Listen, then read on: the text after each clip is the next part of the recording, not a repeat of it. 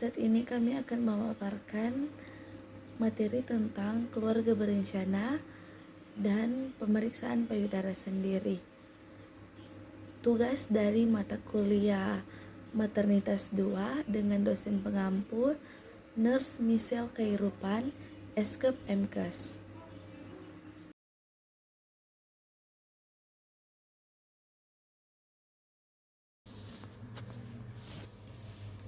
Kita masuk pada materi yang pertama, pengertian KB.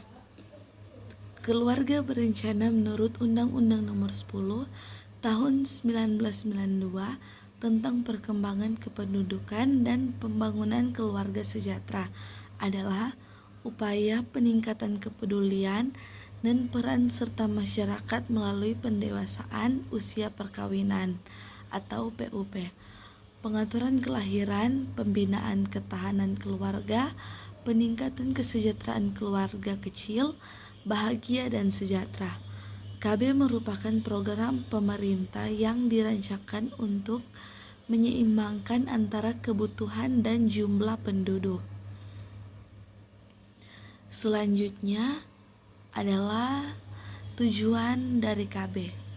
Meningkatkan kesejahteraan ibu dan anak dengan mengendalikan kelahiran dan menjamin terkendalinya penduduk.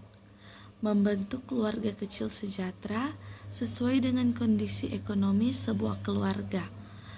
Meningkatkan kepedulian masyarakat untuk menggunakan alat kontrasepsi.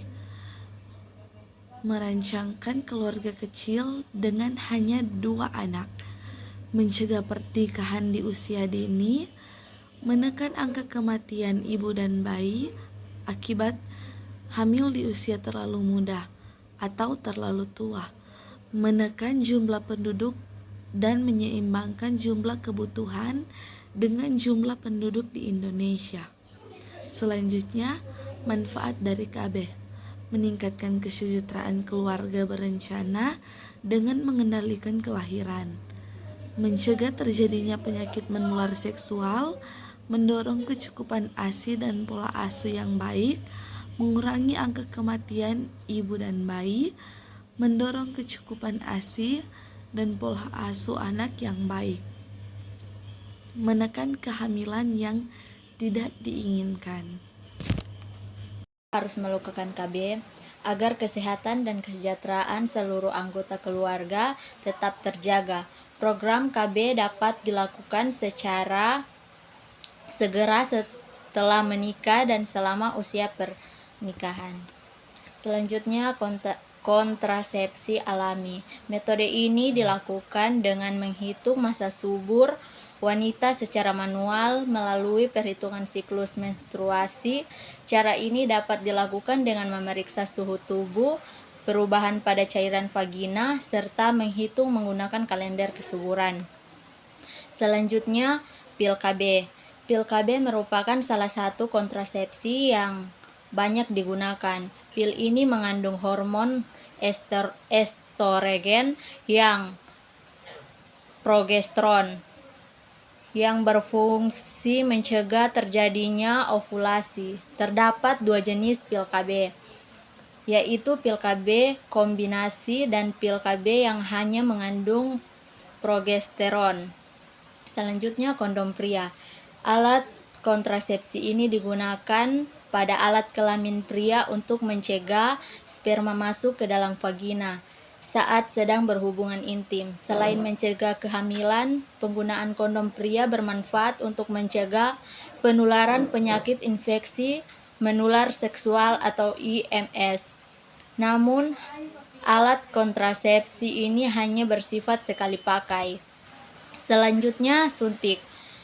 Terdapat 2 jenis KB suntik. Suntik yang memiliki jangka waktu 3 bulan dan suntik yang hanya bisa bertahan selama 1 bulan. Metode ini dinilai lebih efektif dibandingkan dengan mengonsumsi pil KB. Selanjutnya, implan. Alat kontrasepsi jenis ini memiliki bentuk dan seukuran batang korek api dan dimasukkan ke bagian bawah kulit, biasanya pada lengan bagian atas. KB implan akan mengeluarkan hormon progestin secara berlahan dan dapat mencegah kehamilan hingga 3 tahun. Namun KB ini memiliki efek samping, yaitu menstruasi tidak teratur, mengembangkan dan memar pada area kulit yang dipasang, dan tidak efektif mencegah penularan IMS. Selanjutnya IUD. IUD yaitu intrauterine device, memiliki bentuk seperti huruf T. Alat KB ini dipasang pada rahim untuk menghalangi sperma dari proses pembuahan. IUD umumnya memiliki dua bentuk utama, yaitu IUD yang dibuat dari tembaga, misalnya Paragard, yang memiliki ketahanan hingga 10 tahun. Jenis lainnya yaitu IUD yang memiliki kandungan hormon seperti Mirena yang harus diperbarui setiap 5 tahun. Selanjutnya, pemeriksaan payudara sendiri. Pemeriksaan payudara sendiri atau sadari sebelum dilakukan dengan meraba dan melihat payudara sendiri guna melihat kemungkinan adanya perubahan fisik pada payudara. Proses ini dilakukan agar semua perubahan yang mengarah pada kondisi yang lebih serius dapat segera terdeteksi sejak dini. Bagaimana cara memeriksa payudara? Waktu terbaik untuk melakukan sadari adalah seminggu setelah periode menstruasi berakhir. Melakukan pemeriksaan pada masa menstruasi kurang disarankan karena kadar hormon sedang berfluktuasi, sehingga menyebabkan perubahan pada tubuh termasuk pada payudara yang menjadi lebih kencang. Pemeriksaan sadari dapat dilakukan dengan beberapa cara, yaitu di depan cermin. Anda bisa melakukan sadari di depan cermin. Anda cukup berdiri di depan kaca, lalu buka pakaian dari pinggang ke atas. Pastikan terdapat cukup pencahayaan dalam ruangan, kemudian lakukan langkah berikut. Perhatikan payudara Anda. Kebanyakan wanita memiliki payudara yang ukurannya tidak sama besar, atau payudara kanan lebih besar atau lebih kecil daripada yang kiri. Berdirilah dengan posisi lengan dibiarkan lurus ke bawah. Perhatikan bentuk ukuran permukaan dan warna kulit, juga bentuk puting payudara. Lihatlah ada perubahan atau tidak. Letakkan tangan pada pinggang dan tekan kuat-kuat untuk mengencangkan otot dada. Perhatikan payudara sambil berkaca dari sisi kiri ke kanan dan sebaliknya. Membungkuklah di depan kaca sehingga payudara terjulur ke bawah. Perhatikan dan raba untuk memeriksa apakah ada perubahan tertentu pada payudara. Tautkan kedua tangan di belakang kepala dan tekan ke dalam. Perhatikan kedua payudara Anda termasuk di bagian bawah. Periksa apakah terdapat cairan yang keluar dari puting Anda. Tempatkan jempol dan jari telunjuk Anda di sekitar puting, lalu tekan perlahan dan perhatikan apakah ada cairan yang keluar. Ulangi pada payudara yang lain. Saat mandi, Anda juga dapat melakukan sadari saat mandi, yang dapat dimulai dengan mengangkat satu tangan ke belakang kepala, kemudian gunakan tangan lain yang telah dilumuri sabun untuk meraba payudara di sisi tangan yang terangkat. Gunakan jari untuk menekan-nekan bagian demi bagian dengan lembut. Lakukan hal yang sama pada payudara satunya. Pemeriksaan sadari saat sedang mandi terbilang cukup efektif karena busa sabun akan memudahkan pergerakan tangan untuk memeriksa benjolan atau perubahan pada payudara dan area ketiak. Berbaring. Pemeriksaan sadari juga dapat dilakukan dengan berbaring. Caranya mudah, yaitu cukup baringkan tubuh Anda di tempat tidur atau permukaan datar lain yang nyaman. Lalu tempatkan gulungan handuk atau bantal kecil di bawah pundak. Kemudian tempatkan tangan kanan di bawah kepala.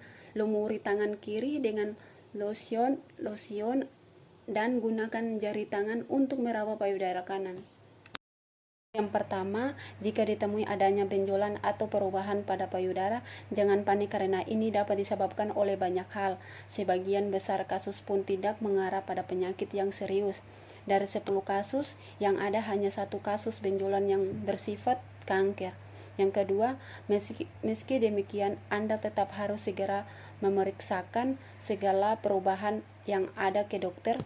Pasalnya, jika disebabkan oleh kanker, Anda harus segera mendapatkan penanganan yang tepat. Yang ketiga, beberapa tanda bahwa Anda perlu segera melakukan pemeriksaan ke dokter pasca melakukan sadari adalah: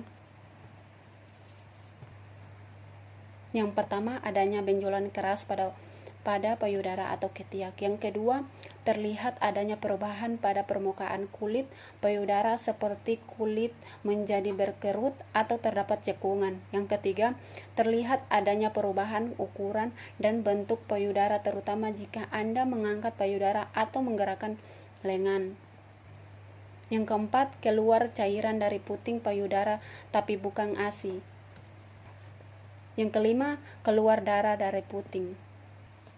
Yang keenam, terdapat bagian puting yang memerah dan menjadi lembab, seperti tidak kenjung, berubah menjadi seperti semula. Yang ketujuh, puting berubah bentuk, misalnya menjadi masuk ke dalam. Yang kedelapan, adanya ruam di sekitar puting. Yang kesembilan, adanya rasa sakit atau tidak nyaman yang berkelanjutan pada payudara. Itulah penyampaian kami dari kelompok 8 tentang keluarga berencana dan pemeriksaan payudara sendiri. Terima kasih.